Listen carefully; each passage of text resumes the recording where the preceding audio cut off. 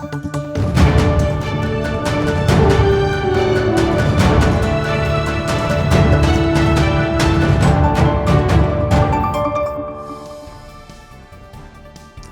warga Jakarta, apa kabar Anda hari ini?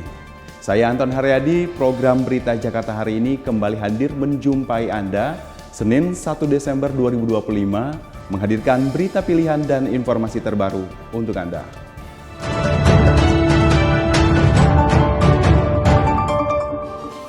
Warga Jakarta, sebelum kita ke berita utama Berita Jakarta hari ini, dari meja redaksi telah kami siapkan 3 berita pilihan dari website beritajakarta.id berikut ini.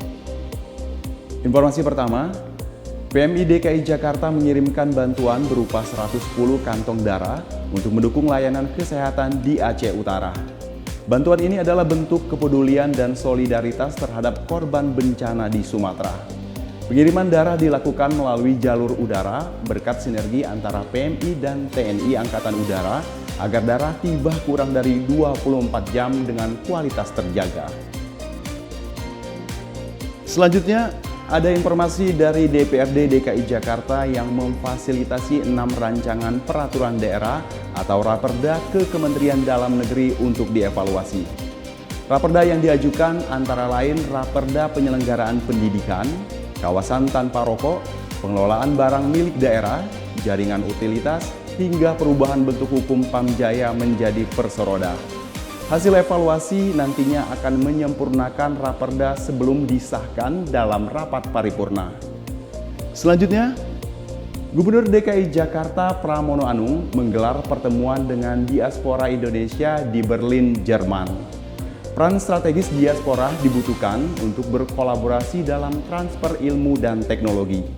Pemprov DKI juga akan memperluas cakupan bantuan KJMU hingga jenjang S2 dan S3, serta menyiapkan beasiswa luar negeri. Upaya ini sejalan dengan visi Jakarta untuk bertransformasi sebagai kota global, serta masuk dalam top 50 kota terbaik dunia. Informasi selengkapnya, warga Jakarta bisa langsung kunjungi website beritajakarta.id, website berita resmi pemerintah Provinsi DKI Jakarta.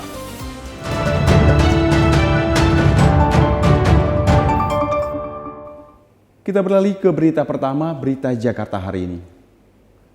Pemerintah Provinsi DKI Jakarta mengirimkan bantuan kemanusiaan untuk korban bencana di Pulau Sumatera. Bantuan berupa kebutuhan dasar anak dan keluarga, sembako, hingga alat sensor air bersih. Wakil Gubernur DKI Jakarta Rano Karno menghadiri langsung prosesi pemberangkatan bantuan kemanusiaan di Komando Lintas Laut Militer Kolin Lamil Pelabuhan Tanjung Priuk, Koja, Jakarta Utara. Bantuan ini dikirim untuk korban bencana di Aceh, Sumatera Utara, dan Sumatera Barat menggunakan kapal TNI Angkatan Laut KRI Dr. Suharto 990. Menurut Rano, pengiriman ini merupakan hasil koordinasi Pemprov DKI dengan OPD, BUMD, PMI, Basnas Basis, serta Basarnas.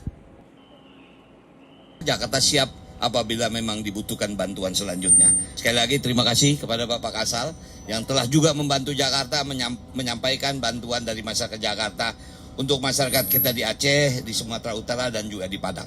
Bantuan yang dikirim berupa ribuan paket pakaian anak, family kit, paket sandang pangan, selimut dan kasur, air mineral hingga toren dan sensor air bersih.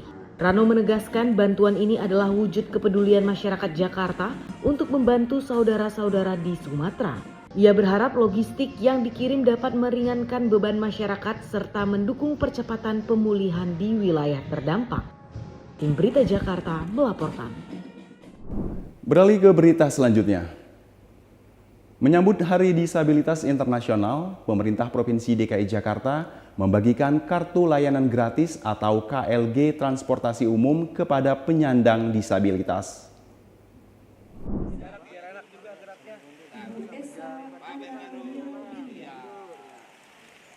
Wakil Gubernur DKI Jakarta Rano Karno secara simbolis membagikan kartu layanan gratis atau KLG transportasi umum untuk 146 orang penyandang disabilitas di Balai Kota Jakarta, Jakarta Pusat.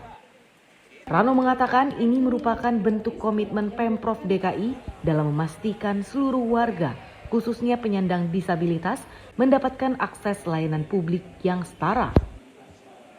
Pemberian ini juga menjadi bagian dari rangkaian Jakarta, Jaga Jakarta Penuhnya, sebuah gerakan kebersamaan untuk menjaga Jakarta sebagai kota yang modern. Rano menjelaskan, penyandang disabilitas termasuk dalam 15 golongan masyarakat yang berhak menerima layanan gratis sesuai Peraturan Gubernur Nomor 33 Tahun 2025. Bagi Pemprov DKI, konsep transportasi inklusif bukan hanya mengenai mobilitas, tetapi juga membuka pintu kesempatan yang lebih luas, termasuk akses pendidikan dan pekerjaan. Kartu layanan gratis ini diharapkan mempermudah perjalanan penyandang disabilitas agar lebih aman dan nyaman. Tim Berita Jakarta melaporkan.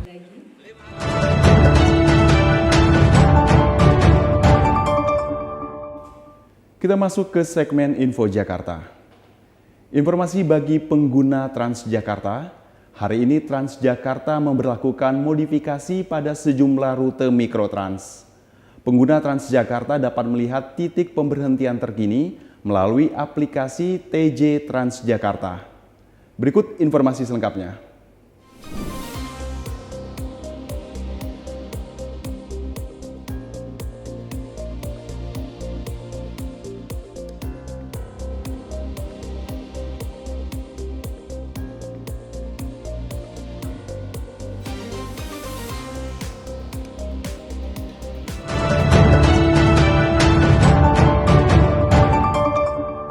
Sebelum memulai aktivitas esok hari, warga Jakarta bisa melihat perakiraan cuaca yang dirilis BMKG berikut ini.